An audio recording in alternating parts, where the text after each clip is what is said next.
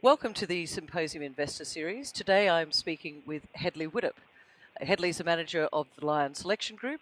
And for our listeners out there who want to know who they are a listed investment company who focus exclusively on the junior resources companies. So who better to speak to and get their view on where we're sitting and what we're doing? Welcome to the interview series, Hedley. Thank you, Kerry. Nice to be talking to you. Well, the last time we heard from you was late last year at our investor roadshows. And I remember very well what you put up on the screen was what you called the clock. And, at that point in time, you were quite bullish on the fact that, in the cycle, we're at the bottom. This is the time that investors should be looking at some of these stocks, ones that you feel have got strong assets and balances. And where do you see us sitting now? Where's the clock at now? Are we at 4 o'clock in the afternoon or are we at midday? Well, look, I think our resolve on where we are in the cycle has been strengthened as much as anything since that time, Kerry. So the evidence which points to it being very early in the mining investment cycle is that we're seeing a very low level of liquidity in the sector.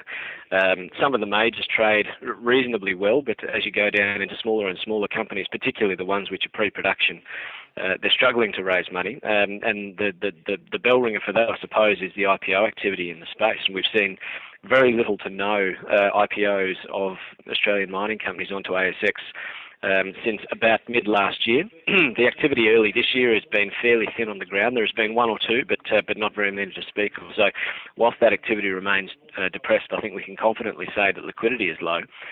We've seen a few selected raisings, mainly going into junior companies to buy projects one way or another, or to fix their balance sheet. But those, I think, are probably just as good indicators of where we are in the cycle as well. So they're buying projects from majors who are shedding some of their higher cost projects to improve their cost and production profile.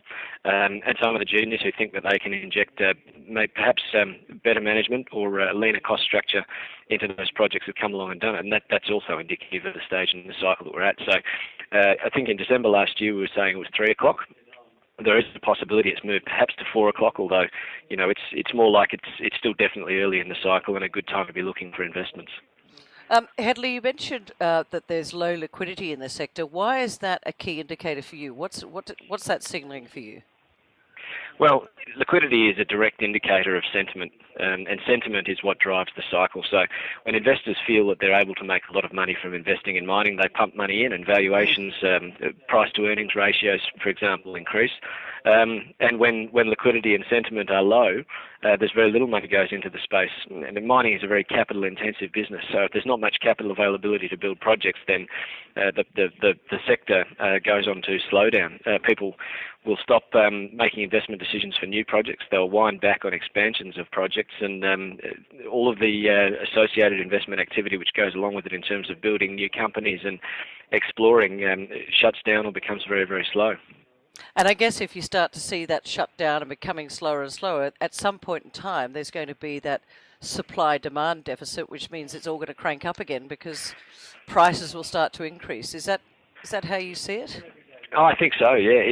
I think it will require something to change that sentiment. Now, that could be one of several things. I won't go into it in too much detail here because you could talk for a long time on it.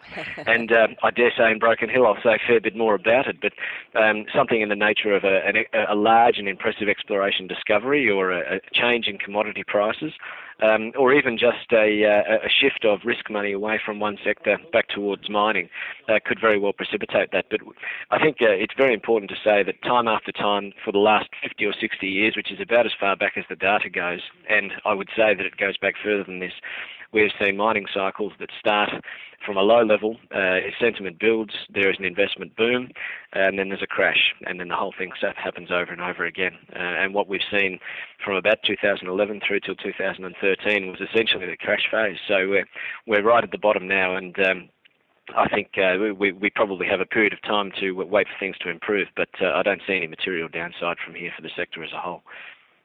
Well, thanks, Hedley. Your title for your talk in Broken Hill is The Liquidity Tap. We've spoken about liquidity.